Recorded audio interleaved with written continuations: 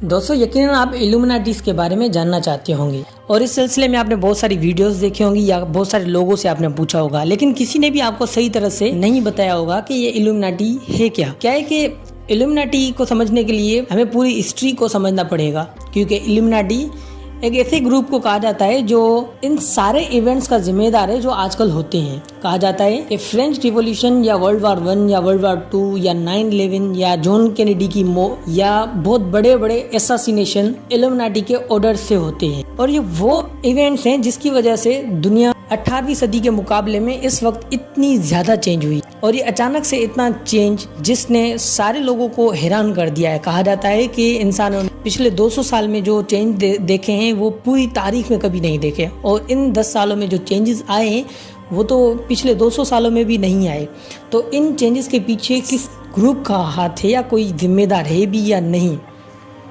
आमतौर पर कहा जाता है कि ये वो ग्रुप है जो इनडायरेक्टली दुनिया पर रूल करता है। कुछ लोगों का ये भी मानना है कि ये लोग पूरी इंसानियत पर कब्जा करना चाहते हैं और इस सिलसिले में ये शैतान की पूजा भी करते हैं और उससे मदद भी मांगते हैं। इल्यूमिनाटी के बारे में बहुत सी बुक्स में भी जिक्र है, जैसे कि ऑर्डर ऑफ इल्यूमिनाटी या the blood line of illuminati. ये खास इल्यूमिनाटी के कॉन्सेप्ट पर लिखी गई थी।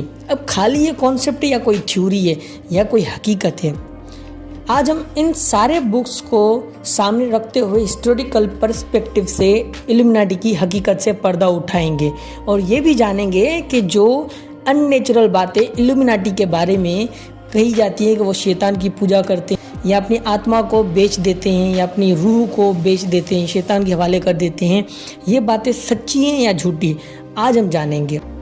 दोस्तों हिस्ट्री को समझना इतना इजी भी नहीं होता, और ख़ास तौर पर 18वीं सेंचुरी से पहले की कहानियाँ, क्योंकि ज़्यादातर कहानियाँ अनवेरीफाइड होती हैं, पर फिर भी काफ़ी कहानियों में कुछ सच्चाई ज़रूर छुपी होती है। इसी तरह से इल्यूमिनाटी की तारीख को समझने से पहले हमें नाइट टेम्पलर्स और फ्री मेंशन की तहरीकों को समझना पड़ेगा ताकि इल्यूमिनाटी की तारीख से सही तरह से पर्दा उठ सके। और आखिर में हम ये भी जानेंगे कि सबसे पहले इल्यूमिनाटी वर्ड किसने यूज़ किया था और सबसे पहले इल्यूमिनाटी का कॉन्सेप्ट जो है वो किसने क्रिएट किया था, और जिसके बाद ये पूरी दुनिया में ये लफ्ज़ घूमता घूमता आप तक पहुंचा है। दोस्तों क्रूसेड वार का ज़माना था, यानी कि सुलेबी जंगों का ज़माना था।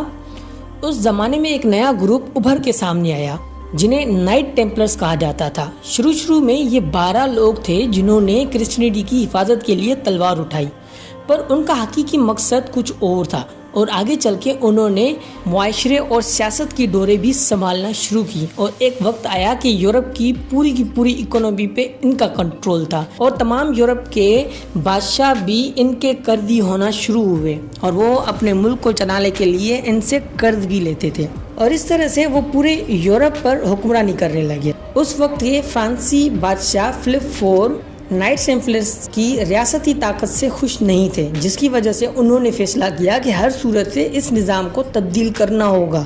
अक्सर स्कॉलर कहते हैं कि बादशाह फिलिप ने यह फैसला उनकी माली कंडीशंस की वजह से किया था, क्योंकि उस टाइम फ्रांस की इकोनॉमी उतार चढ़ाव का शिकार थी। नाइट टेम्पलर की तारीख पर लिखी एक किताब के मुसन्निफ और कैम्ब्रिज यूनिवर्सिटी के तारीखदान डॉक्टर हेलेन निकोलसन कहते हैं कि फिलिप चाहते थे कि पेरिस में टेम्पलर्स के खजाने से वसूल करदा चांदी का सिक्का इस्तेमाल करें ताकि फ्रांस के सिक्कों का गिरता हुआ मयार बेहतर हो जाए। सच तो ये है कि बादशाह होने की हैसियत से फिलिप पर लाजिम नहीं था कि वो किसी किस्म की कोई वजाहत दें। तो 13 अक्टूबर 1307 को फिलिप IV ने नाइट्स टेम्पलर्स के ग्रैंड मास्टर जाक डी मोले समेत जंगजुओं की बड़ी तादाद पर शैतान को पूजने, बुत परस्ती और हम जिन्स परस्ती जैसे इल्जामात लगाकर गिरफ्तार करवा लिया। कहा जाता है कि मरते वक्त जाक डी मोले ने पोप क्लेमेंट और बादशाह फिलिप IV और उनके आने वाली नस्लों को बद्दुआ दी थी। उन्होंने कहा था कि अगले 1 साल में दोनों मर जाएंगे और बादशाह फिलिप की नस्ल फ्रांस पर हुक्मरानी नहीं कर पाएगी, और हुआ भी कुछ यूं ही। इस तरह पोप क्लेमेंट और बादशाह फिलिप दोनों उसी साल वफात पा गए और अगले 14 बरसों के दौरान बादशाह फिलिप की नस्ल के तमाम वारिस भी मर गए। इससे वो नस्ल जिसने 3 सदियों तक फ्रांस पर हुक्मरानी की थी वो बर्बाद हो गई। कैद होने वालों में से कुछ नाइट टेम्पलर्स कैद से बचकर स्कॉटलैंड तक पहुंचे और वहां उन नाइट टेम्पलर्स को एहसास हुआ कि ताकत और इक़्तिदार कभी भी एक हाथ में नहीं रह सकता, इसीलिए ताकत और इक़्तिदार को अलग अलग किया जाए। दुनिया के जाने माने राइटर्स का ये मानना है कि दुनिया में इस वक्त जो डेमोक्रेसी है ये नाइट टेम्पलर्स की आइडियोलॉजी के मुताबिक है, क्योंकि नाइट टेम्पलर्स का मानना था कि पर्दे के पीछे रहकर रूल करना ज़्यादा आसान साबित हो सकता है।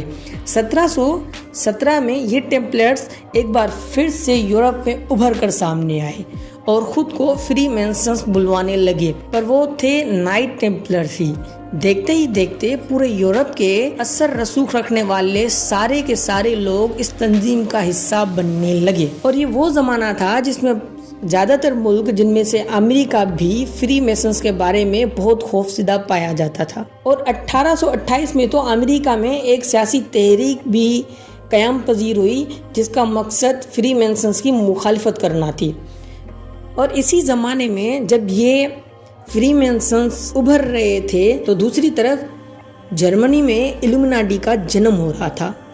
जर्मनी के एक छोटे से शहर इन गोल्सडात में प्रोफेसर एडम विशप रहा करता था, जो वहाँ की यूनिवर्सिटी का प्रोफेसर था। प्रोफेसर विशप चर्च लॉ का एक्सपर्ट था, पर खुद कोई क्लर्की नहीं था। वो जिस ज़माने में रहते थे उस ज़माने में पूरे यूरोप में हर जगह चर्च की डोमिनेंसी थी। लोगों को साइंस पर बात करने की इजाज़त नहीं थी, इवन फ्रीडम ऑफ एक्सप्रेशन की भी इजाज़त नहीं थी। बिशप उस वक्त लोगों को उस रिलीजियस एक्सट्रीमिज़म से निकालना चाहता था और इसने अपना ख्याल जाहिर करते हुए कहा कि मज़ाहिब और साइंस एक दूसरे के कॉम्पिटिटर नहीं है, बल्कि ये तो एक दूसरे के पार्टनर है और लोगों को इन दोनों मामलात में आज़ादी मिलनी चाहिए। बिशप पूरी दुनिया में एक नया वर्ल्ड ऑर्डर बनाना चाहता था और इस सिलसिले में उसने अपनी यूनिवर्सिटी के 4 स्टूडेंट के साथ मिलकर एक सीक्रेट सोसाइटी भी बनाई जिसका नाम उसने इल्यूमिनाटी रखा। और वो खुद को परफेक्टेबलिस्ट भी कहते थे, बल्कि शुरू में इस ग्रुप का नाम भी द ऑर्डर ऑफ परफेक्टेबलिस्ट था। ये पूरी दुनिया में परफेक्शन लाना चाहते थे। इन लोगों ने अपनी पहली मीटिंग 1776 में एक जंगल में की। बिशप जो रेवोल्यूशन लाना चाहता था, उस रेवोल्यूशन से सीधा सारे मज़ाहिब को नुकसान था, क्योंकि बिशप के रेवोल्यूशन की वजह से उस वक्त जो भी आइडियोलॉजीज एग्जिस्ट कर रही थी, चाहे वो सोशल थी या रिलीजियस थी, वो सारी की सारी ख़त्म हो जाती। अपने मेंबर्स को बढ़ाने के लिए इस सोसाइटी से ताल्लुक़ रखने वाले कुछ लोगों ने फ्री मेसन सोसाइटी से भी ताल्लुक़ रखना शुरू कर दिया। बाद में बर्ड ऑफ मनरा नाम का एक परिंदा उनकी शनाख्त बन गया। जैसा कि असल इल्यूमिनाटीज़ ने फ्री मेसन तंजीम के अफराद को अपनी तंजीम में शामिल किया, तो बाद में उन दोनों ग्रोहों को एक दूसरे से मिलाया जाने लगा। इल्यूमिनाटी में किसी को भी शमूलियत अख्तियार करने के लिए तंजीम के मेम्बरान की इजाज़त दरकार होती थी। इसके अलावा तंजीम में शामिल होने के ख्वाहिशमंद मेंबर्स के पास न सिर्फ दौलत माल होना लाजमी था, बल्कि मुआशरे में अच्छी असर रसूख भी होना लाजमी थी। अगर बात की जाए रसूमात की, तो रसूमात के बारे में हमारे पास इतने ज़्यादा रिकॉर्ड्स नहीं है कि हमें पता चले कि इल्यूमिनाटीज़ क्या रसूमात अदा करते थे। लेकिन ये तो सच है कि इल्यूमिनाटीज़ काफ़ी सारी रसूमात अदा करते थे। लेकिन जिन रसूमात के बारे में हमें इल्म है, उनसे पता चला है कि सोसाइटी में नए शामिल होने वाले अफराद अगले दर्जे में कैसे तरक्की पाते थे। उनको उन तमाम किताबों की रिपोर्ट देनी पड़ती थी जो उनकी मिल्कियत में थे, अपनी कमज़ोरियों की फहरिस्त लिखनी पड़ती थी और अपने दुश्मनों के नाम भी देने होते थे। फिर उसके बाद नए मेंबर्स को कहा जाता था कि वो ये वादा करें कि वो मुआशरे की बेहतरी के लिए अपने ज़ाती मफादात की कुर्बानी देंगे।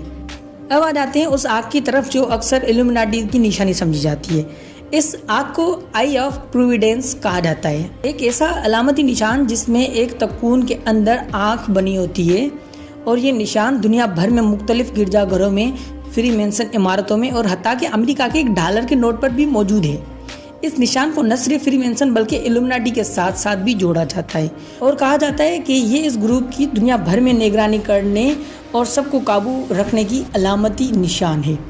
अब इस निशान के अगर ओरिजिन पे आए तो बुनियादी तौर पर यह निशान एक मसीह निशान है और ये फ़न पारों में खुदा की इंसानियत पर नज़र रखने के मंजर के तौर पर इस्तेमाल होता रहा है। अब अगर इस निशान के बारे में बात की जाए इल्यूमिनाटीज़ के हवाले से, तो इस निशान और इल्यूमिनाटी के दरमियान किसी किस्म का कोई ख़ास ताल्लुक़ नहीं रहा। ऐसा ज़रूर मुमकिन है कि इस निशान को इल्यूमिनाटी से मिलाने की वजह ये थी कि फ्रीमेसन ग्रुप के लोग इस निशान को खुदा की अलामत के तौर पर इस्तेमाल करते और इल्यूमिनाटी और फ्रीमेसन में मुमालिसत पैदा की जाए।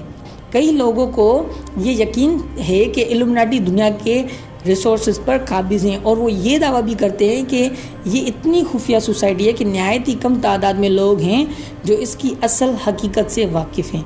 अब जैसा कि इल्यूमिनाटी के कई मेंबर्स फ्रीमेसन ग्रुप में शामिल हो गए थे और फ्रीमेसन से मुंसलिक अफराद ने इल्यूमिनाटी ग्रुप में शमूलियत अख्तियार कर ली थी, तो ये कहना मुश्किल है कि सिर्फ इल्यूमिनाटी अपने मकसद में किस हद तक कामयाब हुई, जबकि तारीखदानों की अक्सरियत का ये यकीन है कि इल्यूमिनाटी के असल ग्रुप का असर रसूख महदूद रहा और वो ख़त्म हो गई।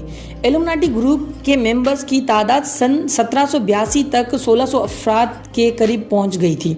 उनमें से एक जर्मन सोसाइटी के अशराफिया में शुमार किए जाने वाले बेरून एडोल्फ वोन निगे थे, जो कि माजी में फ्रीमेसन ग्रुप से मुंसलिक थे और उन्होंने इल्यूमिनाटी के माशरे में वसत में बहुत बड़ा अहम किरदार अदा किया था।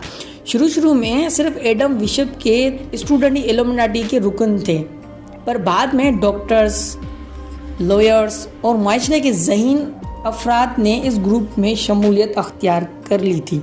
कहा जाता है कि सन 1784 तक इल्यूमिनाटी के 2 से 3 हज़ार अरकान थे और उसके अलावा उसी साल कार्ल थोडर ने माशरे में नई सोसाइटी की बिला इजाज़त क़याम पर पाबंदी आयद कर दी और इसके अगले बरस उन्होंने एक और हुक्मनामा जारी किया जिसमें सिर्फ इल्यूमिनाटी को हदफ बनाया गया और उस पर पाबंदी आयद की गई।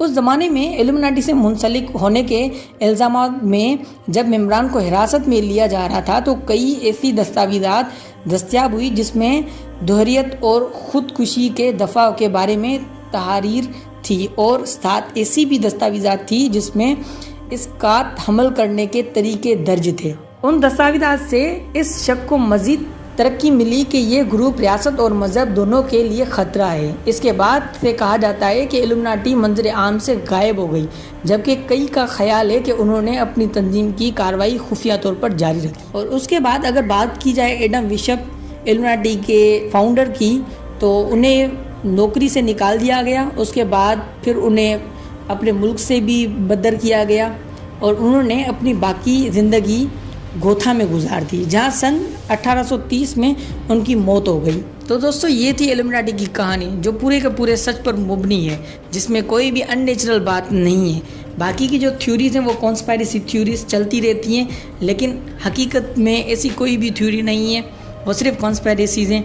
हकीकत जो पूरी की पूरी इल्यूमिनाटीज़ के हवाले से जो भी हिस्टोरिकल पर्सपेक्टिव था वो ये था। तो ऐसी और मज़ीद वीडियोज़ के लिए हमारे चैनल को सब्सक्राइब करें और बेल आइकॉन को दबा दें ताकि हमारी वीडियोस आप तक पहुंचती रहें। Thank you very much.